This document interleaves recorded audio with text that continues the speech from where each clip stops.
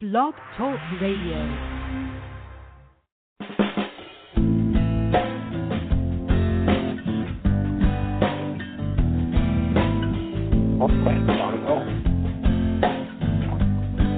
Have you ever wondered why it's happening again? Welcome to Mindshifters Radio with your co-host, the Forgiveness Doctor, Dr. Michael Ryce, and his wife Jeannie. Michael and Jeannie share with you the wisdom of the ancient Aramaic internal process of forgiveness.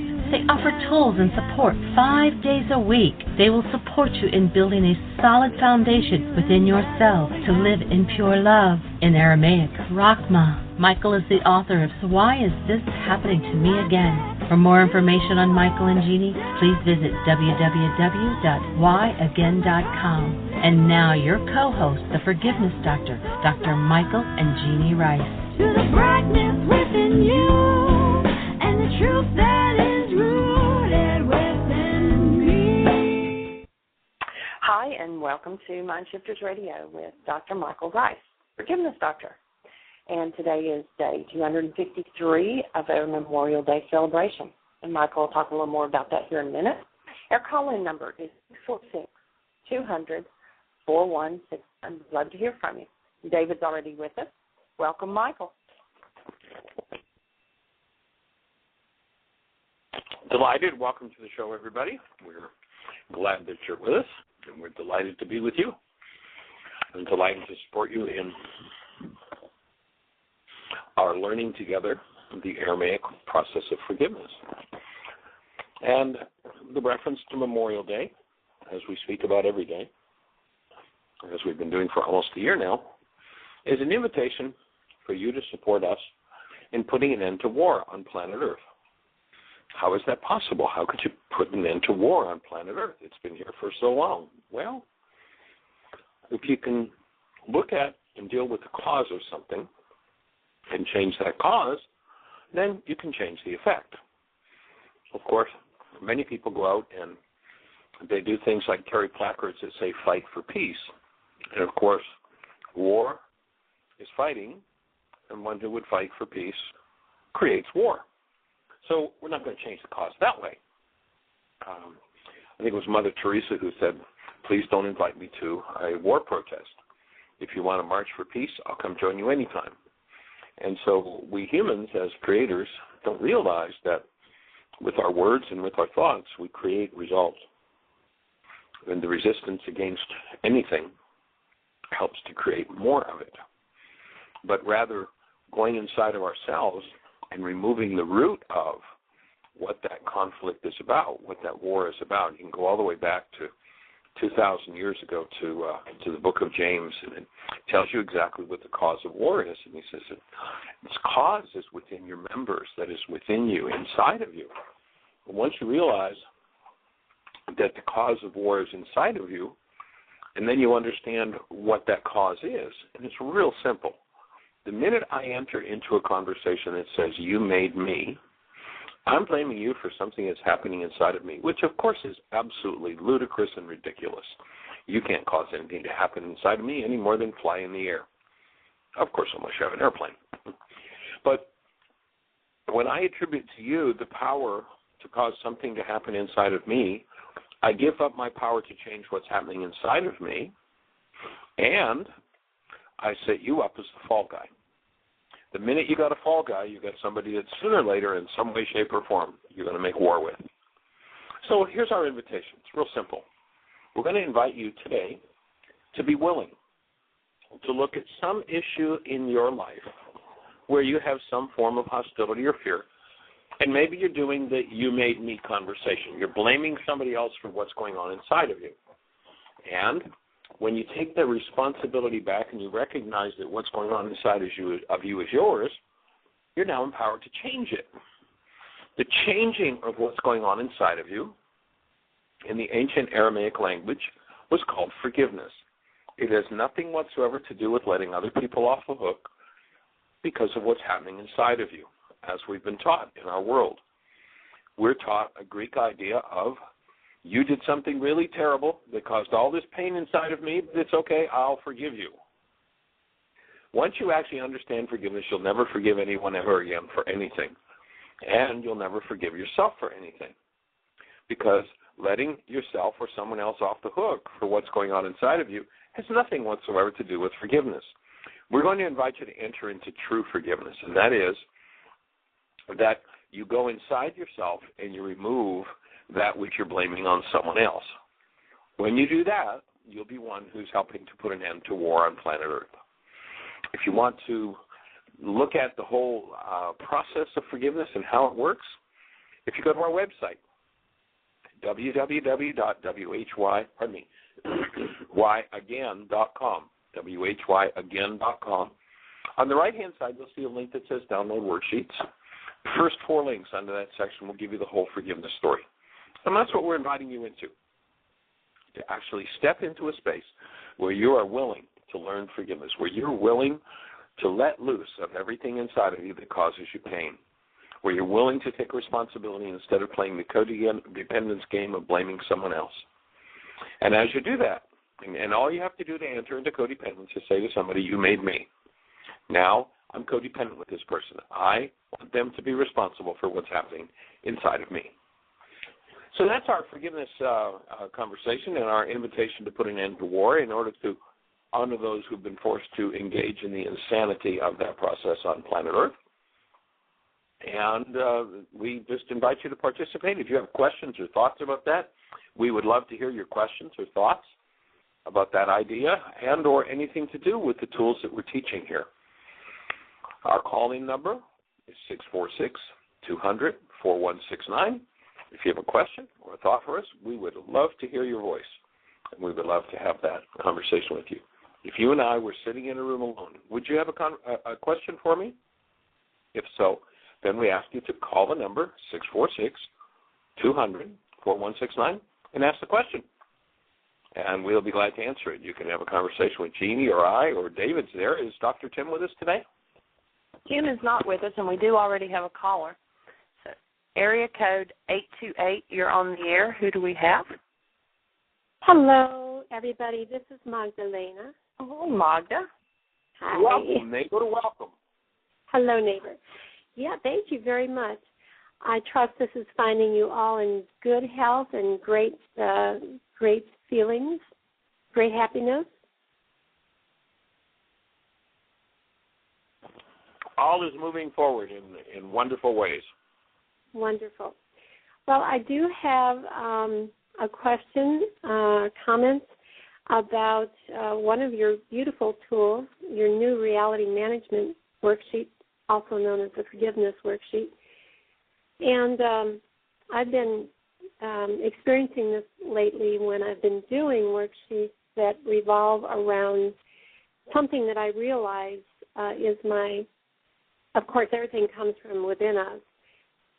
Often we don't realize it. We do project it onto someone else. But there are occasions when I realize, whoa, this is me. It's coming from me. And so my trigger then is me. And when I'm working with myself as a trigger, I'm having some difficulty fitting that application into especially number 5, that section in number 5. So I'd like some help with this to sort it out for myself and see how to better use this tool. Great question.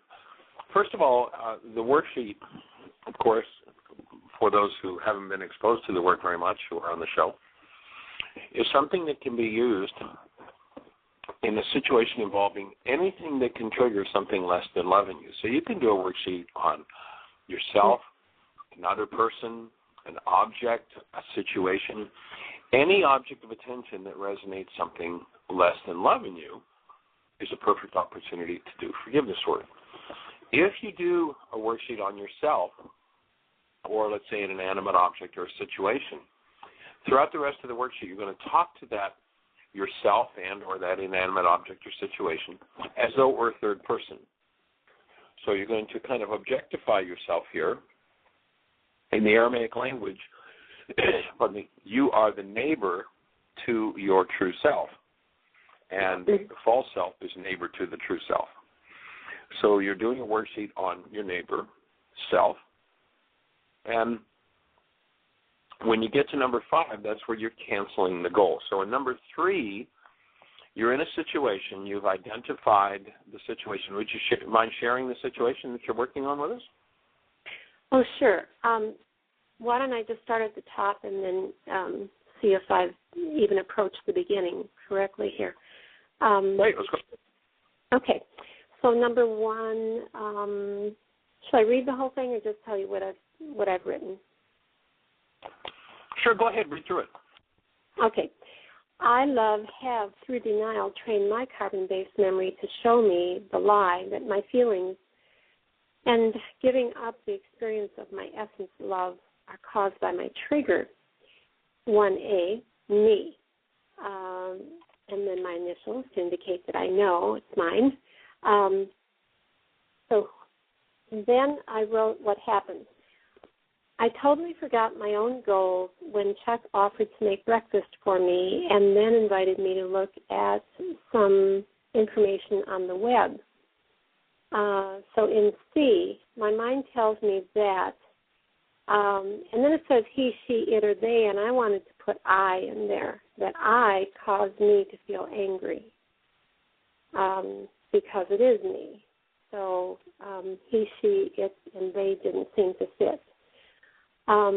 So the feeling that I triggered in myself was my own anger. In D, the thoughts I used to cause this feeling, I sold myself out again without even a thought about my own goals. And in E, I wrote, I want to punish not them, but self by staying angry with myself. And then number 2, I choose to love truth and willingly face and process out all disease-producing energy. I'm sorry? Let's hold for a second. Let's go back and look now. So you've completed step number 1. Yes. And this worksheet is a worksheet on self, or it could also be a worksheet on a situation. Okay. That would produce a different healing result. It could also be a worksheet on Chuck as the object of attention. So you've got 3 potential worksheets that will each help you to get at the root of another part of your mind. See, in this situation, you're blaming self for what's happened. So the trigger, self, you're laying blame on self. And in the same breath, you're saying, well, I know this is mine. Yes, and you're still in blame of self. So the key thing there to realize... I got lost there, Michael. Okay. Yeah, I am blaming myself. When I was first feeling upset, I was wanting to blame Chuck, but I realized it's not him. He didn't do anything wrong. He didn't, trigger anything. And so then a little bit later, I got, whoa, it's me. And that's when I sat down and did the worksheet on me, self. So you remember, you heard me speak before about the Hydra, the Greek mythological creature that when you cut one head off, you have 5 more heads that come forward. True. So what I usually do when I'm doing a worksheet nowadays is I keep a pile of them, and when I see one of the other heads starting to raise, I start another worksheet. So I'll just put in, in the first ID or 2 that keys me in. So I would start a second worksheet on Magda, and the thought would be, or the situation is self-blame. Oh, okay. So Magda's number 1A, and of course your initials. And then what's the situation? I blame myself when Chuck invites me and I forget my own goals. Okay. Yeah, that's it. Okay. So that's different. How is that different from what I have done, though? Go ahead. Because I've got self, me. I write down me, but it's self. Right. I totally forgot my own goals. Okay, I didn't put the word blame in there. Is that it? Yeah. The Hydra. You're starting to cut a head off, and the Hydra now is about self-blame. Okay. In the first one, you talk about I'm responsible for this. This is mine. Mm-hmm. So now you've opened a different file in your mind, and that's the file on self-blame. Mm-hmm. Okay. So that, for me, would be another worksheet. That's one of the, again, once you're starting to slice off one head, another one arises. Okay, that's really tricky because it's so similar. I mean, to me, it's so similar. Yes. It's Except very that subtle. there's a huge difference between self-responsibility and self-blame. Gotcha. Yeah. Yes. And okay. Yeah. The worksheet on self-blame is going to produce some awesome results for you, I think. Okay. That's great. Okay, good. I've got that noted. All right. Okay. So that would be another worksheet to work on. So now we're back to the first worksheet, and it's Magda, and I forgot my goals, and this is my responsibility. And so that's the situation. Your feeling was anger? Anger. Okay. Anger so toward now, I'm sorry? Anger toward self. Yes. Okay. Now, at the same time as I'm looking at anger towards self, the instant that my mind went to this is about Chuck, even though you can say to yourself, well, I know this isn't about Chuck, he didn't do anything wrong, I'd start an additional worksheet on Chuck, because there's a part of your mind that believes that it is his fault. Okay, just the fact that went through my mind momentarily before I was able to say, oh, no, it's not him, that indicates that there's something there. Right. That indicates that there's a file in your mind that you'd rather not be in touch with that blames him in that situation. Okay, cool. Yeah, I get Even that. though you can intellectually say to yourself, I know this is mine. Remember that on a conscious level, we're seeing maybe, they say 5%. I suspect we might be seeing 0.1% in terms of conscious awareness of what's going on under the surface.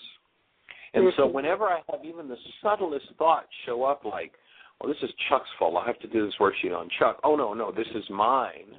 This is my responsibility.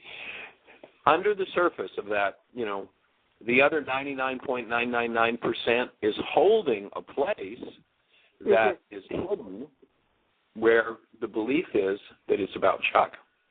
So, and if you remember, when we're looking at a picture in our minds, the pictures we see in our minds are generated by our minds out of the content of our minds. And those pictures are the very tip of the iceberg. And so when something starts to sneak up and I go, oh, no, that's not it, I want to follow through with that which is sneaking up. So I suggest start an additional worksheet on Chuck. Okay. And whatever that thought, however that went, why does he distract me or whatever it is. Why doesn't he read my mind and know that I have other things to do? There you go. Yeah. Now, in order to produce this hologram that we call the world we see, there are probably literally 1 million files firing under the surface that we get to see just the tip of the iceberg. Each one of those files that we can grab and forgive any kind of hostile or fearful content is going to take the legs out of under this whole dynamic in our lives. So, when they said to Yeshua, how many of these worksheets do we have to do? Is 7 going to get it? Is 7 enough? His input was no. In Aramaic, he said 77 times 70. So you've just uncovered, besides your prime worksheet, 2 additional worksheets that will produce the benefit of knocking the legs out from under this whole thing of blame of others, blame of self. Mhm. Because I can, when I have blame under the surface and it peeks its head up, I can rationalize, oh, okay, there's no blame here, it's just my responsibility. And now I've taken that part which started to peek up, and I've gone, no, I don't ever look at that one. Don't let that one come to the surface. Let's put that one away. I'm responsible. It's okay. I don't have to look there. Mm-hmm. And when you go into the string, that you follow that string and drill down to that, you're going to find, I suspect, some pretty intense stuff that will produce a whole shift in your perception of Chuck, in your perception of yourself, in your perception of relationships. Yes. Mhm. Yeah, that's wonderful. Got it. Oh, thank you. Okay. So we've got 3 worksheets started. Now let's go back to the prime one. So the feeling in the first worksheet was? Anger. Anger toward Magda. Yes. Mhm. Okay. So Magda says, I'm responsible, and then Magda has some form of hostility towards self. Now, remember that hostility is a drug. So anger toward Magda says that I have a file in my mind about Magda where I have some pain that I don't want to look at, and so my anger is a drug, is a cover for that pain. If you look at the thought under the surface of the anger, what is the thought that produces pain? A thought of loss, a thought of, what is the thought there? Now, Michael, are you asking what I wrote down, or are you asking me to think about pain and the thought? Yes. Yes. Which one? Which one? The one I wrote down? Yes. Okay. All of the above. All of the above. It's all relevant. All right. The thought I wrote that I used to cause this feeling, I sold myself out again without even a thought about my own goals. Okay. So it's a reprimand to me. I did this again. Big reprimand. Yeah. Cool. So that might open another worksheet. This is the Hydra effect again. Mm-hmm. That might open another worksheet that you do on Magda and selling herself out. Mhm. Yeah, that's what I thought this one was about. Well, it ties in, but this one is about Magda being responsible for what's going on in her life. This one about Magda selling herself out is another shade, a different issue. Okay. Wow, these are so... I put selling myself out not as the thought in this next worksheet, but rather as the situation. Got you. Okay. Oh, yeah, Yeah. Okay. I've experienced that before, where the thought brings up a topic for another trigger. It is another trigger, and right. I kind of forgot that. So thank you for real enlightening me here. Good. Selling myself up. So that's number 4 at least. Yeah. Okay. Okay. So there's anger, and I sell myself out. Now, when you say I sell myself out, that sounds like it's a relatively easy thing to say, and so what? So I've sold myself out. But in order for you to want to drug yourself with anger over that, there's something deeper. For instance, it might be something like all the hurt that you've experienced from the times when you sold yourself out. That makes sense. So the underlying thing is the hurt, the underlying pain, the underlying issue. And so now we've just opened another Hydra effect worksheet. Mm-hmm. So here's another worksheet with Magda as the object of attention. and my hurt at all the times I've sold myself out. Okay. Good. Well, this is great. Because ultimately what you want to do and what keeps you unconscious, what tends to keep us unconscious in situations like that, is I have 1,000 times that I've felt loss, pain, hurt, or what have you around a particular issue, in this case, selling myself out. Mm-hmm. And each time that's resonated, what happens is I'll go unconscious. So when somebody comes along and says, hey, I have a great idea, let's do this, mm-hmm. and I have a different commitment and I lose awareness of myself and my commitment, it's because I've got all that unconsciousness under there. Correct. And what I want to do is allow, and each worksheet will take you to a different part, will drill you down into a different part of the unconsciousness around this whole issue. Yeah. That's a perfect word to use, drilling down. I'm feeling that so intensely right now. Awesome. We are just drilling deeper and deeper here. Yeah. Awesome. And so each worksheet is taking you into a deeper and deeper part. And you remember in the ancient teachings, they said take care of the heart, for out of it are the issues in life. And the heart, in our modern language, would be the unconscious, the dissociated mind, the part of me that I deny and dissociate from and don't ever want to look at. Nobody wants to look in there because it's not pleasant to look at what's there. But when we don't look at what's there, it controls us. It defines us. Mm-hmm. And so the only way to have choice in any given situation is to allow yourself the space to process out the unconsciousness that just has you lose awareness when a situation like that, resonates. Mm-hmm. Okay, so now let's go back to the original worksheet. And what's your punishment thought towards self?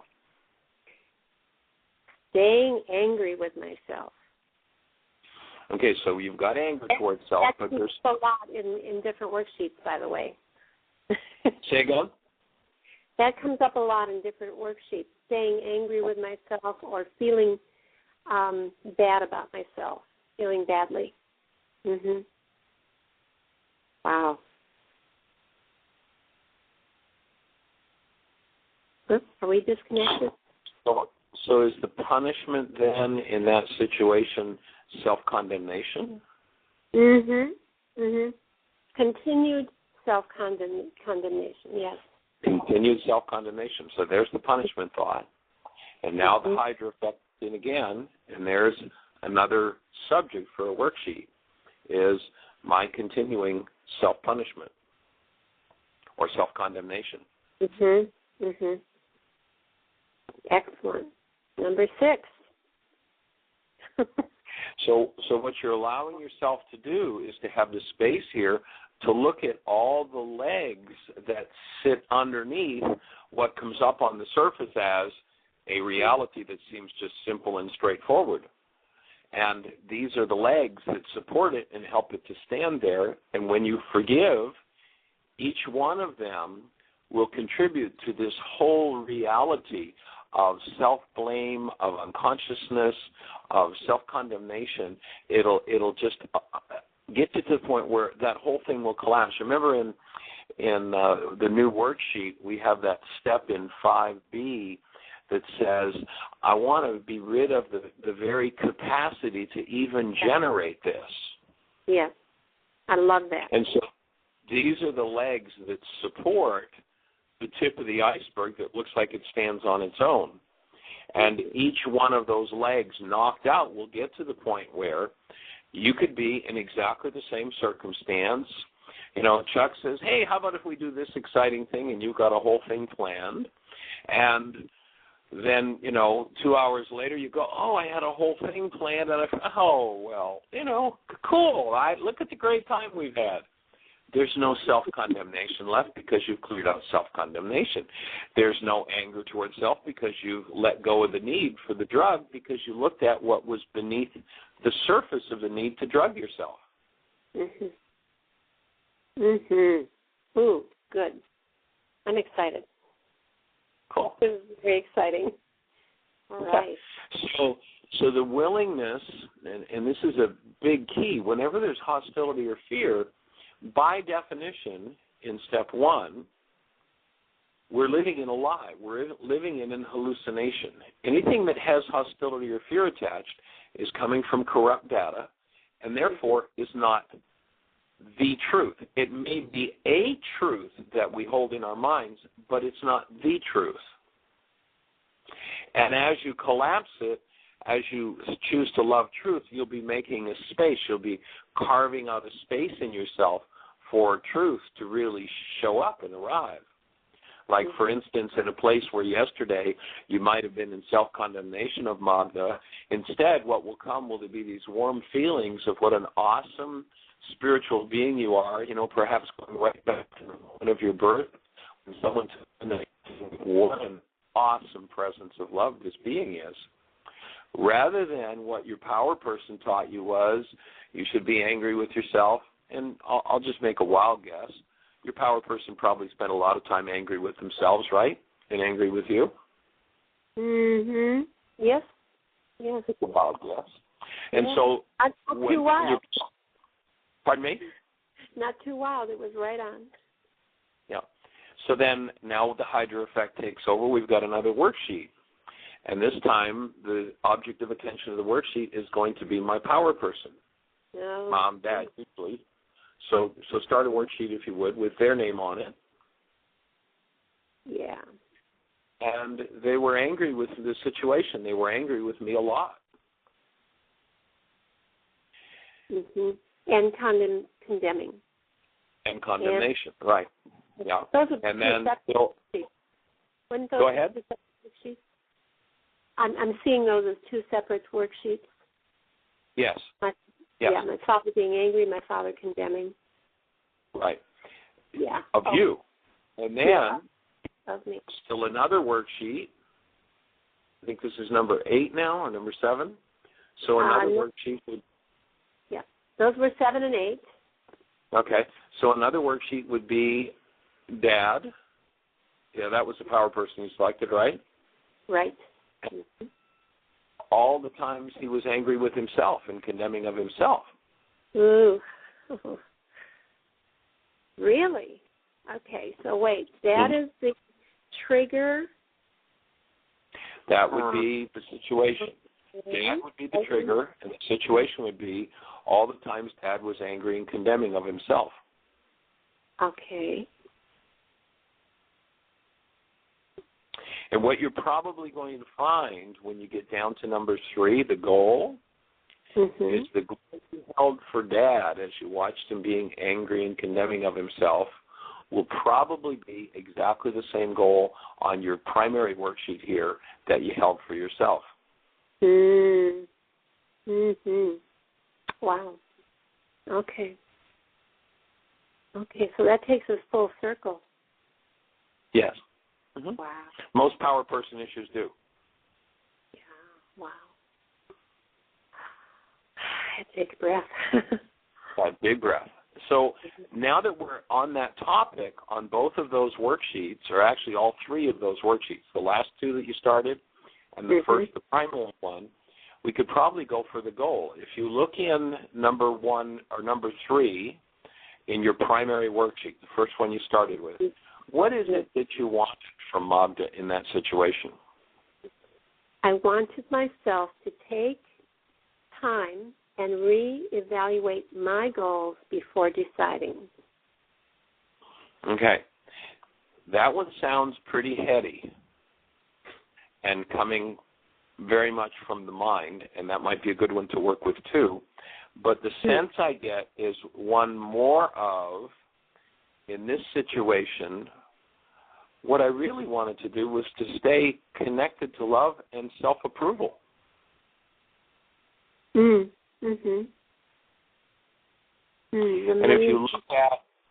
if you look at Dad being angry with you and condemning you, what you really wanted from Dad was for him to embrace you, cherish you, and approve of you. right? Does that bring any feelings forward? Sure. And very strong feelings. And that is, you're right, that's what I would want for him to have had for himself as well. And that would be the same goal for himself, yes. You're right. Okay. I'm writing down these. We skipped over a step because we came right up against the goal. And while we're there, you're not always going to necessarily do the steps in order. You might actually get an insight in step 6. And so if you do, then you go down and jot it into step 6. But right now, now we've got the goal for those 3 worksheets. Yeah. And they may apply to the others as well, but for those 3 at least, is the goal to embrace self, cherish self, be approving of self. The goal for Dad to embrace you, cherish you, and be approving of you. And the goal for Dad to embrace himself and cherish himself and be approving of himself. True. And I don't know about you, I'm going to dig out a worksheet and do one on this because as I say that, I feel tears in myself. Okay.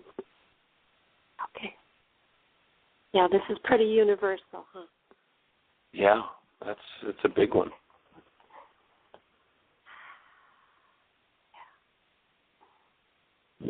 Breathe. Yeah. So then we'll go back to step 2 in the sense of that breath. And I choose to love truth. This whole thing of anger towards self, et cetera, is something my mind serves up, but it's not the truth. And so a choice. I choose to love truth. And then I'm willing to get big enough to embrace and to be able to work through all of these dis-ease-producing energies for all my relations. Yeah. Dad, Mom, Grandpa, Grandma, all the way back.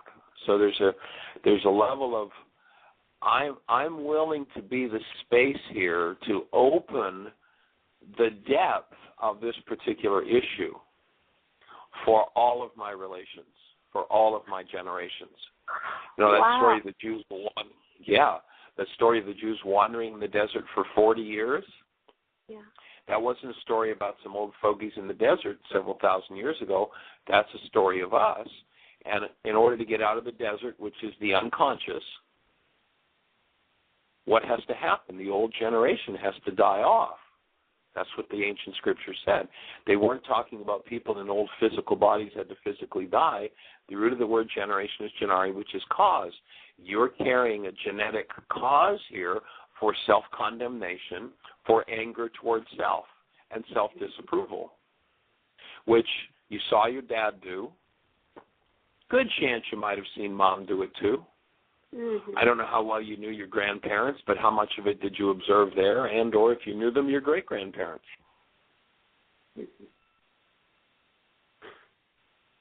I wasn't lucky enough to know them, but I received it all from my mom and dad in large doses.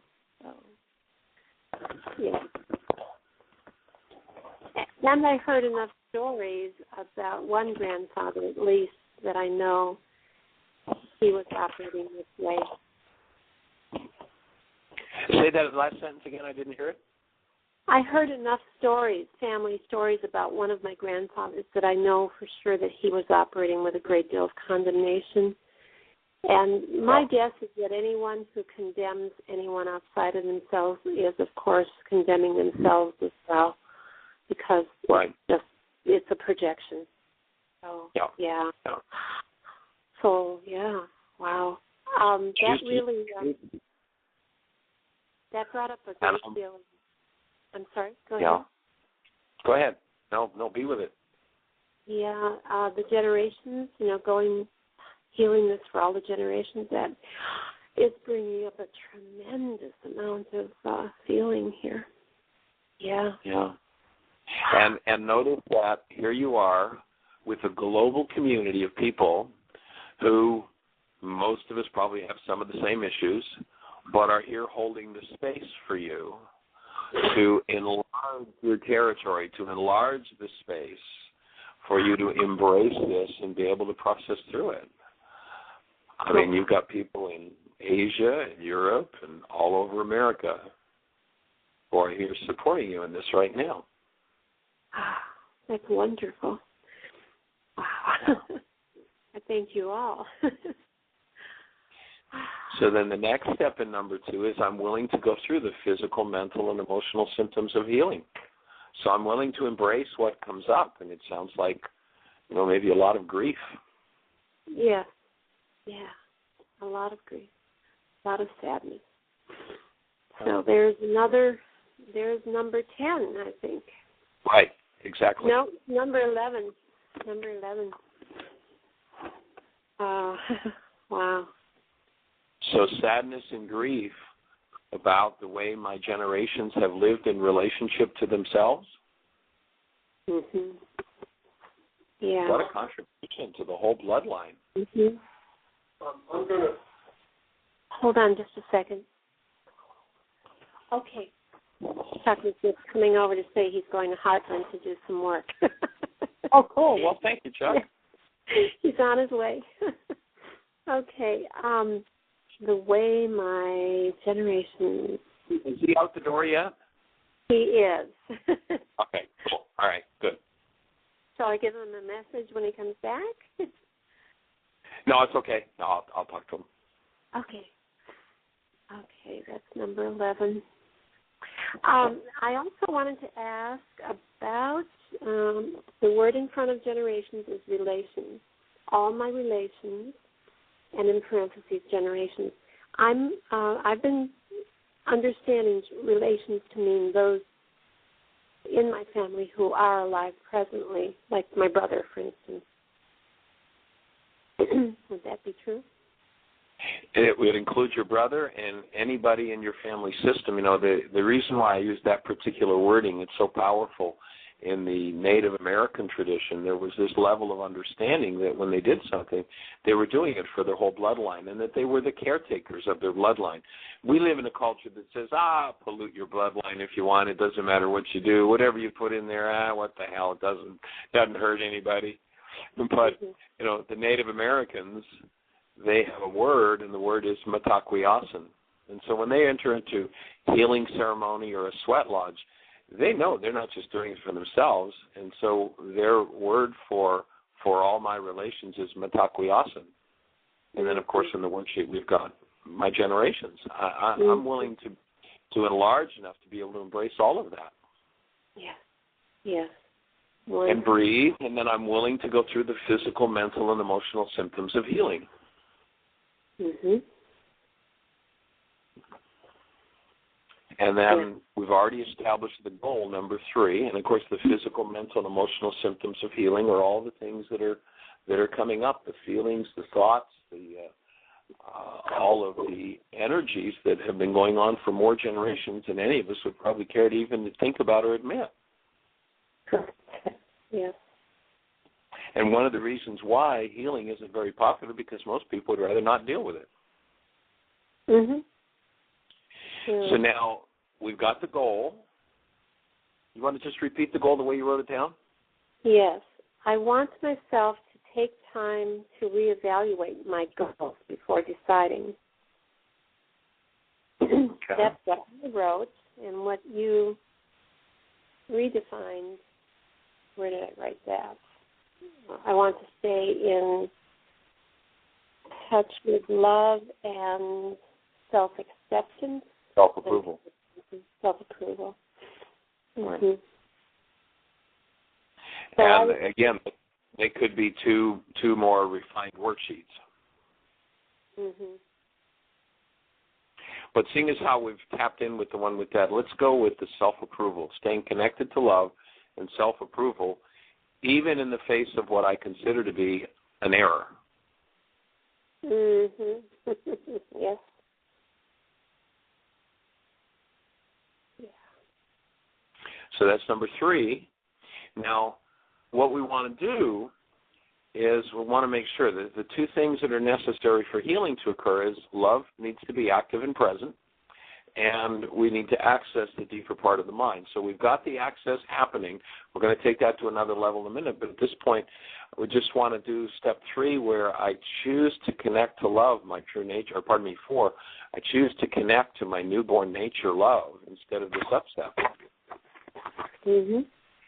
And so the best way I know to do that is imagine holding a newborn child, smile at the newborn, and let the energy of your smile go up and warm the frontal lobes of the brain. That's where the filter rock is located. In Aramaic, we were told was the first law, that keeping that active was the major key. Michael, I've never been blessed to be able to hold a brand new newborn. Yeah. However, I have had some spiritual meditation training, which has, you spoke of this last week or the week before, it has enabled me to nearly touch my heart chakra and go to that space of love, and it definitely, and smile at my heart, smile at the love in my heart, and it really is able to get me in touch with that. And you mentioned that somewhere in a conversation about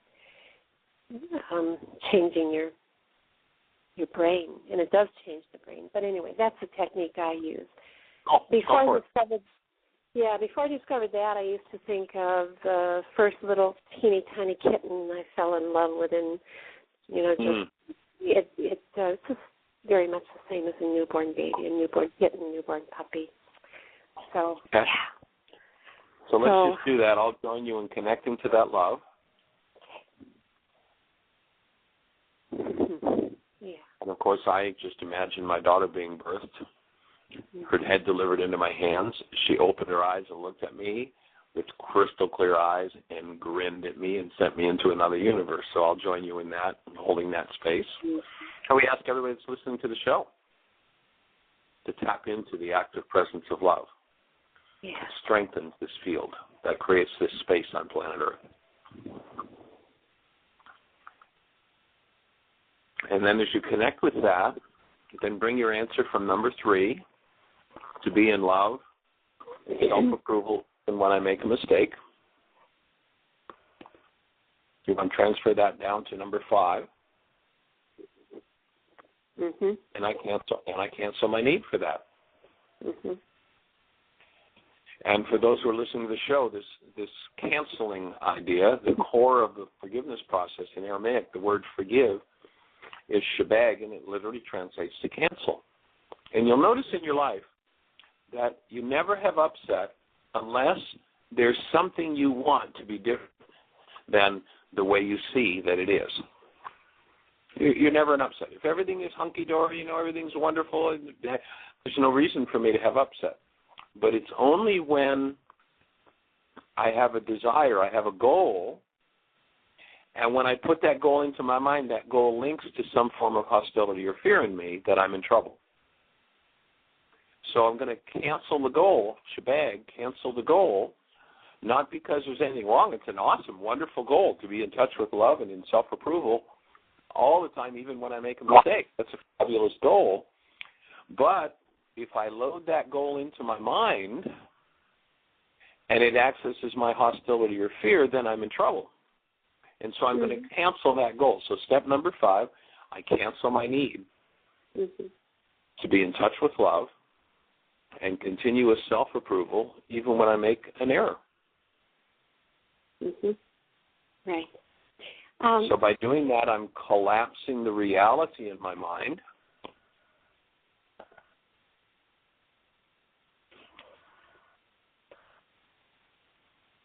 And as I collapse that reality, what happens, if we read number 5A in full, my reality, made of a max of 9 bits of information out of 10,000 brain cells firing, is a limited picture from my carbon-based memory, and a result of, or driven by my goal, number 3, it's constructed out of corrupt data. By canceling my goal, my replicant mind's output, and replicant mind meaning it just keeps repeating the same stuff, my replicant mind's output collapses and gives me direct contact with the denied and dissociated part of my carbon-based memory, which projects and blames others or self for its content. In other words, when there's hostility or fear, we're in an hallucination. Okay. So then the last part of excuse me, go ahead. That was something I had wanted to ask you about, which projects and blames others, and that doesn't fit, of course, if you're doing it on self. So, sure. Remember, when you're doing a worksheet on self, you're treating yourself as though you were a third person. Oh, okay. So if I remember that, I'm cool. And, yeah. All right. So your non-being self, your hostility and fear-based self, is a neighbor to your true self-love. And that's what you're doing this worksheet on, is the non-being self. Okay. And I better make a note of that. Non-being self. Okay. Yeah, good. That explains it. Okay. Okay. Yeah. And then the last step in number 5A, I choose to collapse my mind's lies by canceling, in Aramaic, there's a reminder there, shebag, the goal for number 1A, myself, to be in touch with love and continuous self-approval even when I make a mistake. Mm-hmm. So just cancel that goal and let it go. You know, I like what Julie does with kids is she has them put it in a balloon and let it float off. When I remove that driver from my mind, that collapses the projection aspect of my mind. Mm-hmm. And then I want to ask, there is in us, in 5B, for those who are looking at the worksheet, there's a power that in Aramaic was called Ruku Dukucha. It's a feminine elemental force, a super processor, so to speak, that when we ask it for help will move things in us. So number 5B, and we just invite you to do this, Magda, I invite Ruka, good short form it, to incline me toward healing, to restore me to my newborn state love, to heal my denial, and my capacity to generate self-anger or self-condemnation. And in this case, Michael, what would denial refer to? That's another place where I get to accept. When I'm up in the beginning and my mind is telling me that, you know, this is all my fault and I'm bad and I'm no, and this whole list, it's my denial that keeps that in place. My denial of my true being. The denial of your true being. Okay. Yeah, that. And or the refusal to look at the root of this whole string of events that I want to keep denied and dissociated. I don't want to look at this, so I keep it hidden. Okay. So as I undo my denial, and Chuck comes in the room and says, hey, how about if we do, then rather than going unconscious, I'm going to just go, whoop, boy, that brought some stuff up, and I'm going to move through it rather than lose myself in it. Okay. And I'm going to ask this power, another level, help me to open a direct conscious relationship with and remove the dissociated and projected parts of my carbon-based memory. So all of this pain, all of this stuff that's been going on for generations that I'm willing to look at for all my relations, I'm now setting this super processor, Ruka, loose to move that energy, to take me through that. Okay. So I'm asking for support in that. Okay, that helps. That dissociated and projected also was a little questionable for me because I was figuring I'm not dissociating, I'm not projecting this on anybody else, but it's all of the rest that's underneath that I've been dissociating from and obviously projecting over time. Yeah, maybe tomorrow, after you've done those other 11 worksheets we came up with, you can tell me about whether there was any dissociation or projection. I'm sure there won't be, Michael. I'm sure of it. But I won't bet you on that. Okay. So as you cancel that goal and you invite that power to go to work, how do you feel? Number 6, how do you feel? Very happy and very excited. Okay, happy and excited. And about 1B, the situation in 1B, where there's this anger towards self, what's that look like now? Well, what I wrote originally was, I simply missed the mark, no need for anger or punishment. And what I realize is that's telling me what I don't need. But what I realize is what I do need out of our conversation here. I simply missed the mark, and what I need to do is stay in love and self-approval and self-acceptance on a continuous basis. Yeah. Awesome. Yeah. So, okay. So, and we're getting down to the last couple of minutes, so I want to see if we can get this worksheet finished before we complete the show. We'll probably skip our outro today. So you've got your feelings and how the situation looks to you now, and then I asked to be shown how I violated number 3. So this could open another dozen worksheets with all the times that I violated this goal to stay connected to love and self-approval. Yeah. You could probably do a whole list of worksheets, probably another at least 100, or maybe 77 times 70, right? I won't have those done by tomorrow, Michael. Say again? I won't have those done by tomorrow. Oh, I hope you will. No, just kidding. Okay, so you can see the application of that one, and then we want to do the final step, and that is number 7. A principle of the universe is that by giving, I first get the original.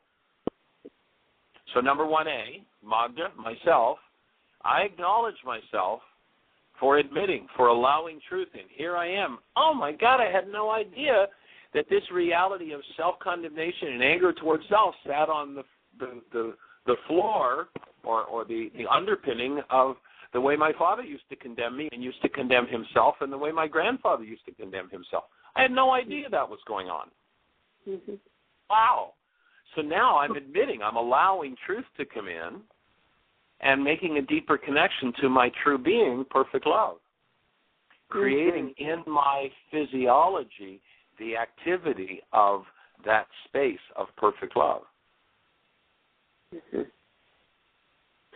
And then choose to structure a truly loving goal based on number 3 toward, and now you're treating yourself as a third person, toward you, myself, number 1A, and what is it you want to offer yourself? So now you come down to the bottom line and you've got a goal for self now.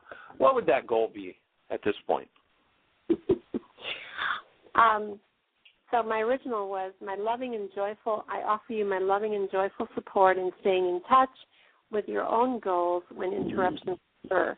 However, now, having done this with you, I offer you, Magda, continuous acceptance, self-acceptance, and love.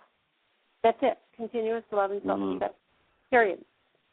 Awesome. Oh, no. Even in the face of what appears to be an error. Sure. Amen. Yes. Yeah, that's real important. Yeah. Awesome. Okay. Yeah, you got it, woman. That's just right on track. Wow. That's fabulous. Now, another quick step to do in the little box to the right where it says draw your feelings is to look at, I commit to having a human life, to living as love. To help achieve this, I do a mass canceling of all the times I wanted number 3 from someone.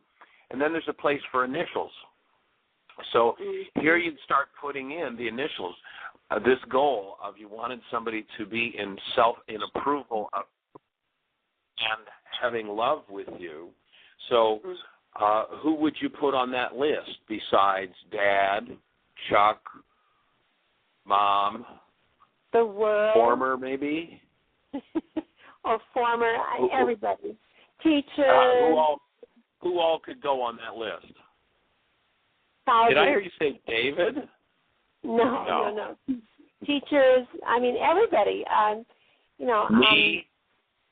Oh yeah. Michael too. Sure. Jeannie, Julie, everybody. Okay. So then. Now, this takes it to another level. Now I'm going to do a mass canceling of that goal for all those people in my life.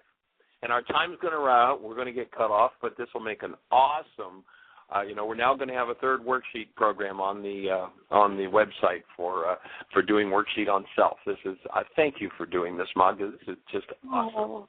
Oh, well, it's been my pleasure. Thank you for walking me through this. It's gone so very deep, Michael. Thank you. Fabulous. Terrific. My blessings to you and many, many times. Yes. We honor you. We got about 10 seconds. We cherish you being on our team and being our neighbor, and we look forward to supporting you and creating the best year yet of your eternal life. Everybody in the audience, bring somebody to the show with you tomorrow. Blessings. Bye-bye.